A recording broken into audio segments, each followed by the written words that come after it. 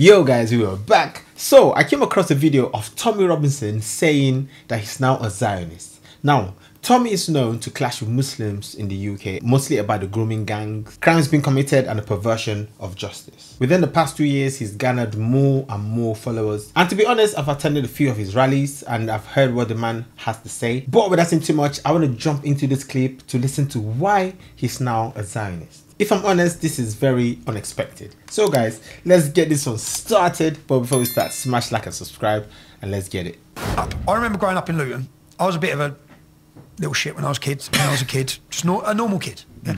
I remember there's a Jewish convent in Lily of Orthodox Jews. I remember we used to go over there as kids, and I remember going over there and we had flare guns and we were firing flares up in the sky. And my mate said, "My mum and dad would be so proud of me." I looked, I was like, "What?"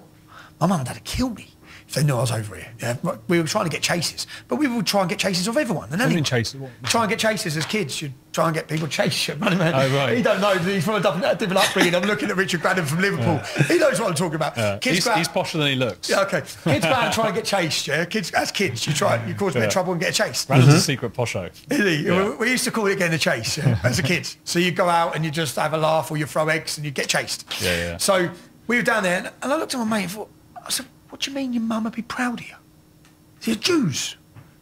I was like, "Yeah, your mum would kill me if I was down here causing trouble. Yeah, what do you mean your mum would be?"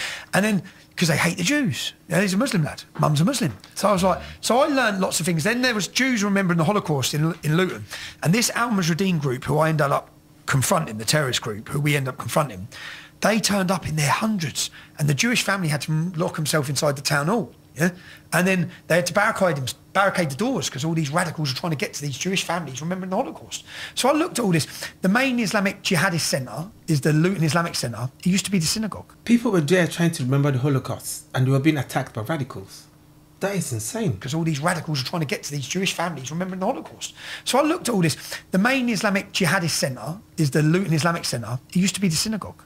So I'd watched I'd seen it. I'd listened to mates I've grown up with. I'd heard the anti-Semitism at school. I'd heard the Jew hatred. So when I started the English Defence League, and I remember seeing some Jews once, Orthodox Jews, walking through Luton with police. And driving through, I thought, well, that's weird.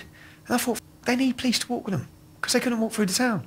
They wouldn't be able to walk through town looking like that. Yeah. So all these things helped me, and then I looked at Israel. I looked at the 7-Day War, 6-Day War, the 7-Day War. I looked at what the Islamic radicals who governed the country surrounding Israel said. They basically told the Jews, "We're taking your wives. When we win this war, your wives and daughters are ours. We're raping them." They told them. They made it public. "We're coming for your women." Insane. Because that's, anyone who wants to know Islam, that's halal. Yeah, you're allowed to do that. So they're allowed to come in and take all the women as sexual slaves. So Israel was faced.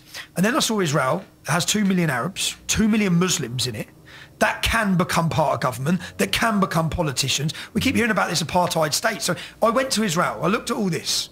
I thought it's bullshit. Islam is a democracy surrounded by totalitarian, Sharia-driven shitholes. Yeah? How are you going to deal with that?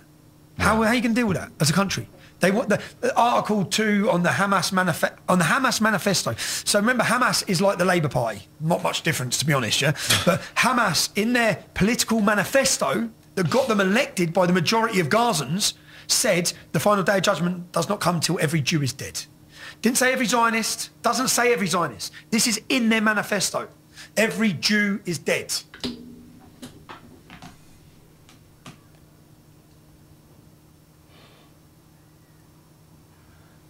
Okay, that was unexpected. Not every Zionist, but every Jew. How do you negotiate with that? And when they say the majority voted for Hamas, the rest of the population voted for Fatah. It's another terrorist group. What are you talking about? So how would you negotiate with that? What would you do? I know what I'd do. I know what I'd demand my government done. I know what I'd do. And in fact, they do everything. Like, you keep hearing about genocide. So I went to Israel. And I spent time in Israel. And when I was in Israel, I paid young Muslims. I met young Muslims. And I paid them to take me. So when you go to Israel, they have all, "Do not go past here." You know, you've got all big signs. Right. Dangerous. Don't go here. So I went to Israel and thought, that's where I want to go. Yeah? I want to go there. So I looked up this Fatah-controlled, terrorist-controlled refugee camp. And I met some young Arabs. They didn't know who I was. And I was with my mate from school, Dean, black lad, his parents from Jamaica. And He loved history, so I said, come with me, let's go Israel. Let's go see what it's about. Let's really go there. And we went there, and then I said, right, Dean, I've sorted it. We're going into the refugee camp. He's like, we're not. I said, he goes, bruv, I ain't coming to get killed. Like, I know you're mad, but I haven't come here for this shit. Typical black guy. That's a typical black guy, especially Jamaicans. We don't want trouble. We just want to have fun. We like keeping it safe. But you see, Tommy, this guy, he's mad. I said, bruv, listen to me. And I'm quite persuasive anyway. So I said, imagine we go there and we have a day in the camp and we spend all day there and we find out and we see imagine how fascinating it's going to be, blah, blah, blah. And we're in a taxi then. And I've done a little video and I said, right, I'm in the back of the car. The Muslims are in the front with my mate and he's sitting there going, what the f? We had a massive argument first. I ain't come to do this. I said, well, I have. I'm going. So you're going to leave me go on my own? I'm going into that camp. I'm seeing what's... And then I've done a little video and I said, I'm in the back of a taxi. Yeah, we're in the back of a car and we're on the way into a terrorist controlled refugee camp. Fucking mad. I said, we're going to go see what's going on. And I'm in this camp and there's videos of us in this camp. And as we're walking around the camp, I'm playing football with the kids, man. And my heart bled for them as well. But the Muslim lad who got me in there didn't know who I was. And I kept saying to him, who's oppressing you? Expecting Israel. Yeah? The Palestinian Authority. Who's the Palestinian Authority? I didn't know nothing. Who's the Palestinian Authority? They govern us. And he said, what you have to understand is, Stephen, you know, and on the side of the walls of all the properties is the murals of the people who have left that camp, so the families. So when you're outside the house, there's a massive picture of this woman, and she blew up a bus in Israel. Yeah? She was a suicide bomber. But this was her house. Yeah? So I found it all fascinating. And these are heroes to this camp. They're heroes. The children are being brought up to see these as martyrs. The children are being brought up. And then he corrected. So he said, the Palestinian Authority pay whoever, her family would have been paid for the rest of their life. Yeah? So whoever comes out of this camp and kills an Israeli. And I said, so anyone who lives here and goes kills a Jew in Israel, he said, no, he corrected me, not a Jew, an Israeli. Wow. I was like, they don't even have to kill a Jew. They can kill a Bedouin Muslim. Yeah. And they still get the reward. So then I said to my mate, we're always told radicalisation in the UK is because of poverty. Look at these kids, man. They've got nothing, bro. I said, where's the park? There is no park. What do you mean there's no park? Yeah? And his words, we've had 2 times more money than Germany had after the World War. We could all have a villa. Yeah? We could all have a mansion. We will always be refugees because it benefits the Palestinian Authority for us to be refugees for the money to fund the war against the Jews. Yeah? Are you crazy? Okay, this is completely insane. The way Tommy is flipping the script like this, completely insane. I did not expect anything like this. Yeah, and he sat and he's very open about it. And he didn't mention Israel once. And he said that the Palestinian Authority oppress us, we need free... His words, never give money to free Palestine. Yeah, never. We don't get it. And I'm going through and I'm thinking, you know, man, this is so interesting for me. And I looked at my mate, as we're in there all day, and I'm playing football with the kids, and the kids were lovely, and they're all running around with toy guns, and they've got nothing. I wanted to give them money. I said afterwards, it works. They bring politicians to these camps, they show them the squalor, the kids, the families. You want to help them, yeah? But you're not helping them. You're helping Hamas. You're helping the billionaire sat in Qatar. So as I've gone through all this, and then I said to my mate as we're walking around, I said, what do you reckon? He goes, great, man, because we was in there, and then there was some Bedouin, they had machine guns. So I've got at this time, I'm wearing a I Love Israel t-shirt. It's fucking mad. Tommy, you're mad. Yeah, you're proper mad. You're wearing an I Love Israel shirt going into that refugee camp. This guy has lost the plot. You wanted to die? Well, I know how this guy is being judged in the UK. People call him far right. The media has demonized him. So far, what I'm hearing here sounds like he's got an agenda. He's just saying what he saw. And he's speaking from a place of empathy for the people he met in the camp there, the refugees. I wear an I Love Israel t-shirt. And I went over and I'm asking them all, Trump had just got elected. So that's when it was. Trump had just got elected. I said, lads, what do you think about, they just think I'm a tourist, want to know question. What do you think about Trump's election? And they said, yes, we need strong man. America must be strong man. I said, really, I didn't expect that either. And everywhere I went, I was on the Golan Heights and the war's going off, so you can see the bombs, yeah? I'm on the Golan Heights. And there's argument about the Golan Heights because Israel took control of the Golan Heights because it's up high. And the Muslims were using it to barricade them. So they had to take control. But they've took control of Golan Heights. And I said to this Muslim lad, what's it like living here in Israel for you? What's it like? He goes, I love it. It's okay. And I'm trying to push him to say some negative stuff, to get some negative stuff. And he looked at me and he said, you see over there? And the bombs are going off. He goes, where do you think I want to be? Over there. He goes, I pray 5 times a day. And I was asking him about Islam and in Israel. How is it for you in Israel? And everything I thought I knew, it's the opposite. It's the opposite. Yeah. And even down to, you know, we get shown this big wall. I expected a prison. Gaza's a prison, an open-air prison. Got 5-star hotels. But I was expecting this big open-air prison. And they, all the time on the news as I was growing up, whenever I heard about Palestine and the conflict, they show you this wall with turrets on, this big, massive wall. It's about 10 metres long. It's fucking not, that wall is 10 metres long. There's no wall.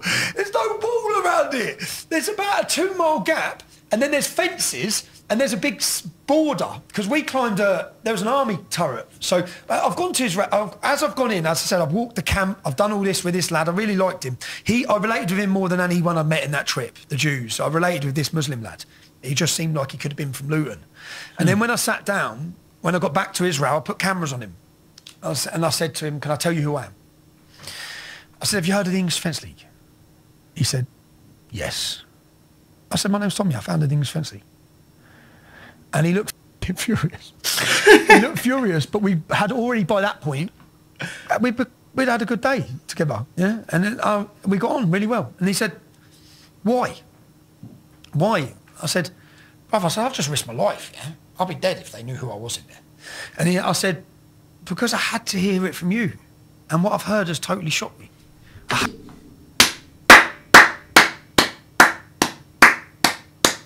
Do you know how critical Tommy is of Muslims and Islam?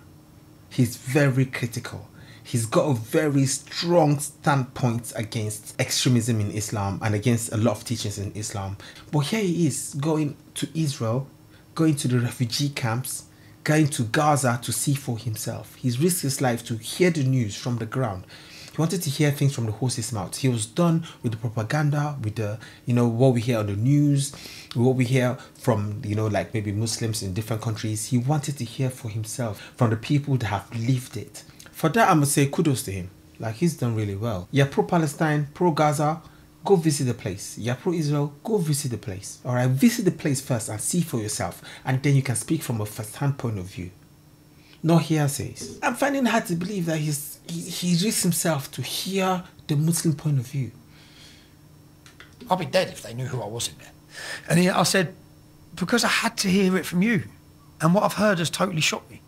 I had to hear your story as a Muslim in a refugee camp, 4th generation refugee.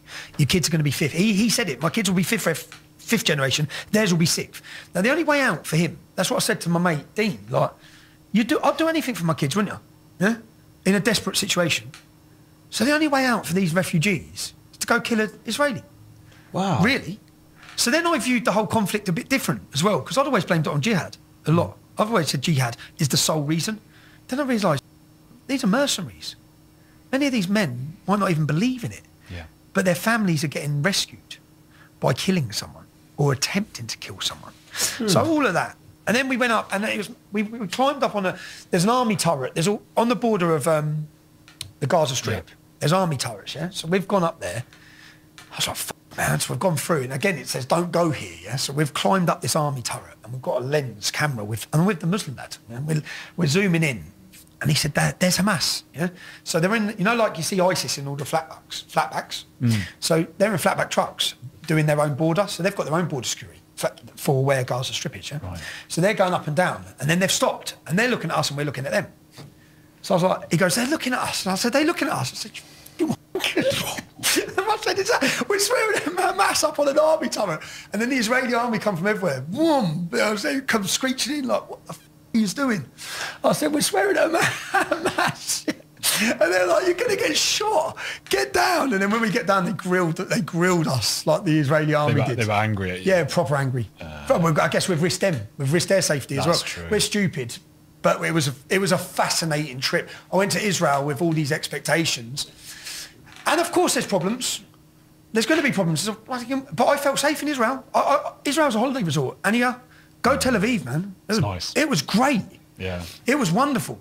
And felt safe the whole time. Yeah. I felt safe the whole time. You're not being paid by the Israeli Tourist Board. No. That's what, no, but this is what people say. I know. Exactly what people say. Once you make any video that seems or sounds a bit pro-Israeli, even though you're talking about facts, but so long as it's not hardline pro-Palestine, they go, nah, you're being paid. You are being paid by IPAC. I only recently knew about IPAC, AIPAC, recently, because someone said I'm being paid by IPAC. And I'm like, I'm being paid by IPAC. I'm like, for real. I'm like, if they will pay me to do the things that I do normally, bro, I'm going to take that money. Because I'm going to be like, you're paying me to be me, I take it. All right. Well, I mean, obviously, if somebody wants propaganda, I'm not going to take the money. You know, I'm just going to say what I've got to say anyway. Oh, people say it. I was like, and anyone who criticised me on it said, have you been there? Have you ever spoke to a Muslim that lives in Israel? Because there's 2 million of them. Have you ever been to a refugee camp? Do you even know what you're talking about? What are you talking about? I get propaganda, proper Iranian proxy army on our streets. You're pushing the propaganda of Iran, of Qatar, of Hezbollah, of Hamas. Look at the money they have. So anyone who's criticised me, I was like, you haven't been there, so shut up. I get the same thing, told that I'm being backed by whoever, and I react the same way as you. Like, well, if they want to give me some money, give me some money. I could do with it, to be I'm in honest. court. I've got a 130 grand bill on the 28th, 29th of October, so please. The idea that Mossad would be so sloppy as to approach a couple of YouTubers who could easily just... Well, do you know why they said it? Do you know why they said it about me? Because when I went to Israel, you can buy Mossad t-shirts. Yeah, so I bought a Mossad t-shirt from a tourist shop. When I went to New York, I bought a I Love New York Police Department t-shirt. Oh, I'm not in the New York Police Department, lads. Yeah, and if I was in Mossad, the Mossad t-shirt from a souvenir shop on the Golan Heights doesn't mean I'm in Mossad.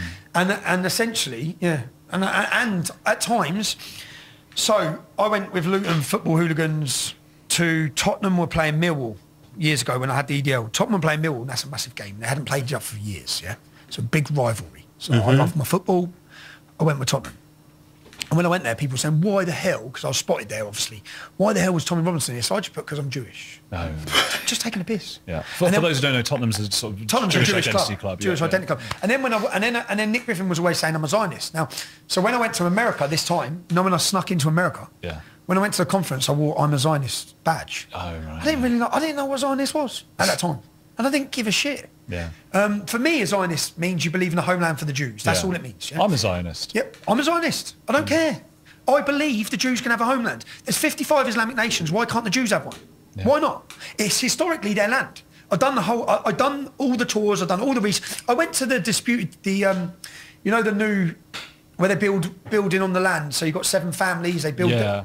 These are why we can't have peace. Apparently, outside the West Bank or outside in the West Bank. So I went there. Yeah. I went there and I went onto these, and basically you've got 8 or 9 families who have took a bit of desert and they've made it beautiful. Okay. They've put, it's all greenery. It's like they've brought life to where there was nothing. That's why I went there. So I spent time on the camp. I saw everything when I was there. I went to look at every avenue, to every argument. And as I said, like, I risked my life to do it, to understand, to come back and understand. And do you know what fascinated me? There's about 1,000 young Arab Muslims. They're racing camels. And that's when I got and there's a geezer with a machine gun there. And I've got the I love Israel t-shirt. So I said, stop the car. So we stopped the car and I got out of the car and I went over to where, just to watch all these Arabs racing camels and that. There's all Jews sitting with their skull caps having a picnic, yeah? I thought, you couldn't do that in London. You couldn't do that in London. There was no animosity between the two groups or the people. There was none. You can't do that in London. You try that in London, oh my God. It's insane. Trust me, it's insane. Yep, it's insane. But in the land that's meant to be the war zone, they can do it. All Jews sitting with their skull caps having a picnic, yeah? I thought, you couldn't do that in London. You couldn't do that in London. There was no animosity between the two groups or the people. There was none. None, yeah? A Jewish family with 1,000 young Muslims in London wouldn't sit in a picnic like that because they'd get grief. Yeah? I guarantee you. Yeah. So that it was very different. It works better in Israel. I bet, yeah. The Muslim Jew thing works better in the state of Israel than it does with thousands of young Muslims than it does in the UK. Wow, I must say I'm very impressed with Tommy. Like, him risking his life to make sure he gets this hot story out to us is something that is very commendable. With all the media backlash against him, with the media demonizing him, with people calling him far right, calling him Islamophobic, but with all of that, him knowing these things, he still traveled to Israel, tried to make sure he got into the refugee camps, tried to make sure he heard the Muslim side of the story. He tried to make it balanced. I think that is very important, and that is something that we're lacking in real journalism. I know some people might say this is not genuine, this is just political strategy, him aligning himself with Israel. I mean, right now in the UK, you taking a hardline support for Israel is very risky. And what he's explained, he said the Muslim-Jewish relationship works well in Israel, but in the UK, it doesn't. That's something I can tell you, it doesn't. In fact, anywhere else in the world, it's like it doesn't. But in the land of Israel itself, it's like they have this homogeneous society where they can tolerate each other. But once you come outside there, it doesn't work. I've not been to Israel, okay? I'm taking his account, not just his account, but the account of many people. Many people have spoken about this. Even Muslims have spoken about this. So I've heard what they've said. So far, their stories align. I've made it very clear to you guys that what I say on my channel is mostly unfiltered. At the end of the day, I know Tommy takes a very strong stance against radical Islam, against extremists on any side, whether they are Muslims, whether they are Christians, whatever faith, Sikh, Buddhist, he takes a stance against it, because for him what matters is the safety of his family, his community and his nation. He's very pro United Kingdom, and for him it doesn't matter where you're from. It doesn't matter. So long as you're in this country, you need to assimilate, you need to accept the country and not cause division, all right, or cause harm to other people. Anyway guys, what do you think about this? Do you think it was genuine, or do you think it's just a political strategy for him now that he's been released from jail? I'm gonna catch you in the next video. Peace. Oh, I love you more than words can say. You are me. Oh, you are the light that shines my way. You are me.